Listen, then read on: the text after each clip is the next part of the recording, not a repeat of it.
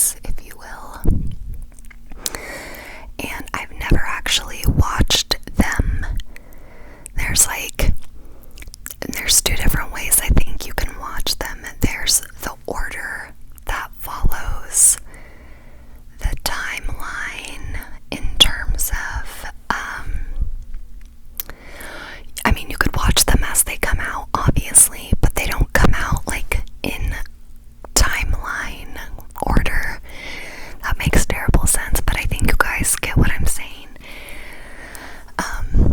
It starts in like 1950 or 60, and I think the first movie is supposed to be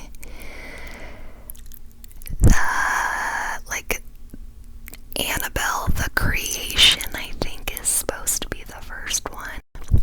It's been a while since I've seen, there's a little chart that maps out the order you should watch them in if you want it to make chronological sense with the storylines and how they all intertwine. It's kind of like how Star Wars released episode 4, 5, 6, and then they later filmed 1, 2, and 3, like the prequel.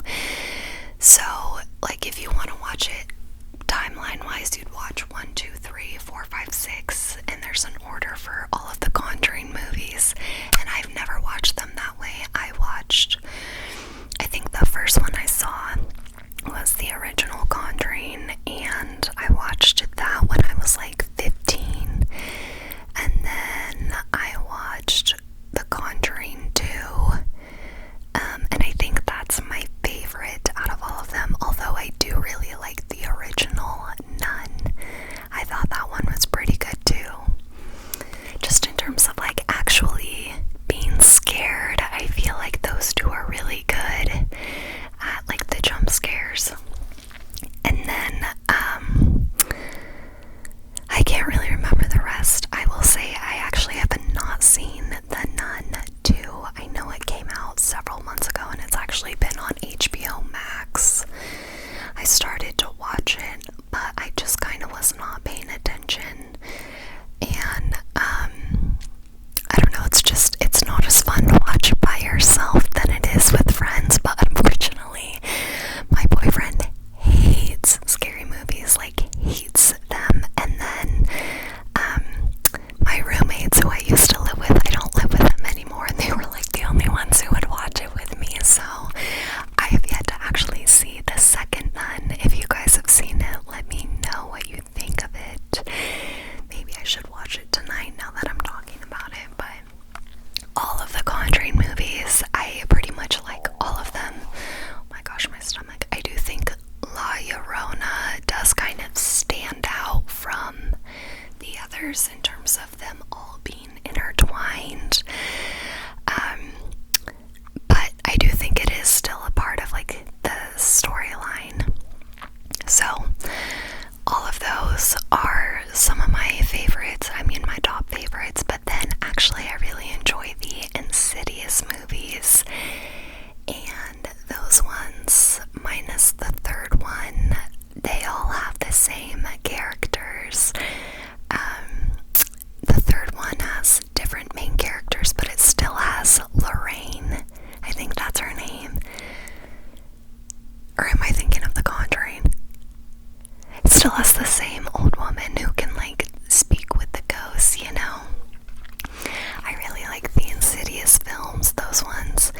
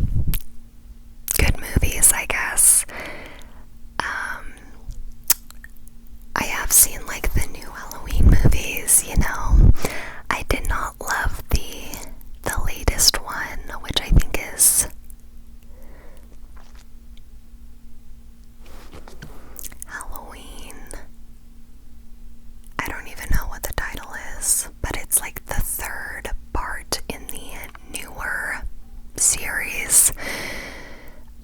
And I thought that one was pretty meh because they bring like an entire new character into the film, which just kind of like ruined it for me.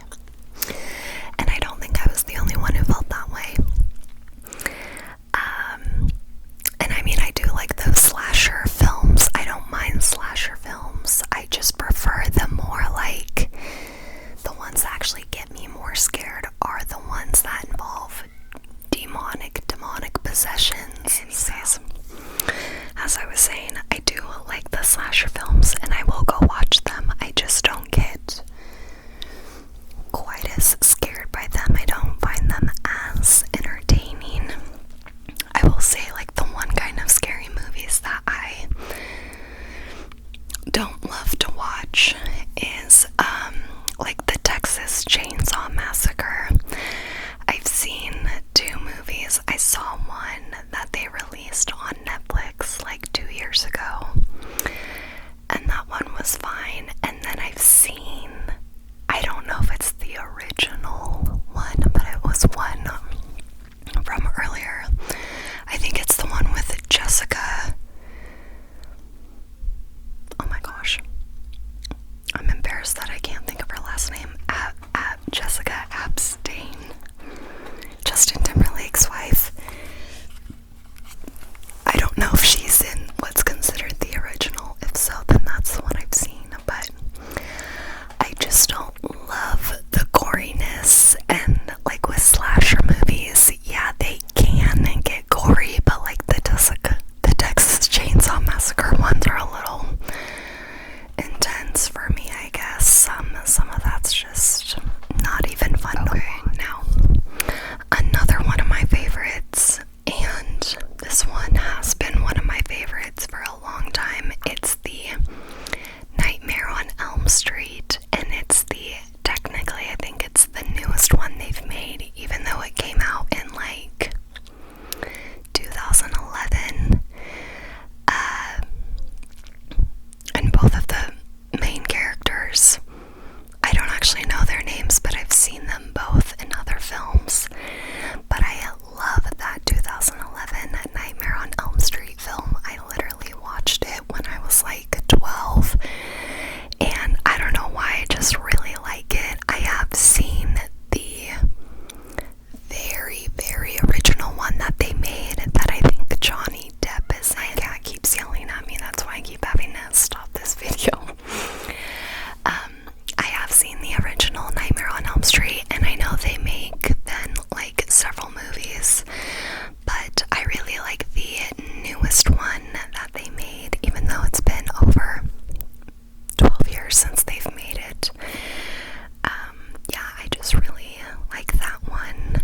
I really think the concept of him being able to like kill while they're asleep, that one like messes with me, because like it's just like with demonic possessions, you know, that's, even if the stories are made up, sometimes they're based on real life events.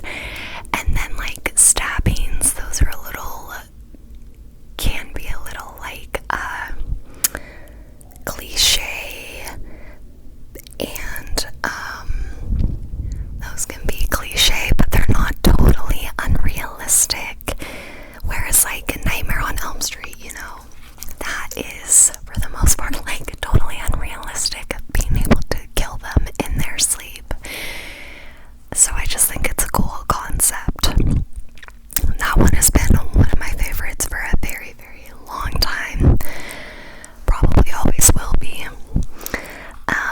And then this next movie is not so much a horror movie, definitely on the thriller side, but it is the Invisible Man movie. It came out in, I believe, 2020. Yes, I think it came out in 2020. And it has, I want to say the actress is Kate Moss, but I don't think the last name on that is right. But she's in like The Handmaid's Tales. Anyways, that movie I just think is so so good. It's so suspenseful, like, for a lot of the movie. And I know there is, like, I don't think it's called The Invisible Man, but there is the older movie with Kevin Bacon, where they figure out how to turn invisible with like an invisible suit, and he goes on sort of like a little, not a killing spree, but he just takes advantage of it. And this movie is, they're not, I don't think, based off of each other than the fact that they both include an invisible suit. If you guys haven't watched it, I think actually it's on one of the streaming services right now. I want to say it might be on either Peacock or Hulu. But if you like thrillers and you like suspenseful movies, I thought this movie was really done well. Like, my heart was racing the entire time I watched it in theaters. And it starts off with the main character. She's running away from, it's either her husband or fiance, her boyfriend, who is abusive towards her. And he comes after her in the invisible suit. And I won't give any more away, but there's sort of like a plot twist, like 3/4 of the way through the movie. Yeah, I just think it's done really well, and that one's more of a thriller, I would say. And then I, of course, have to include Jaws. I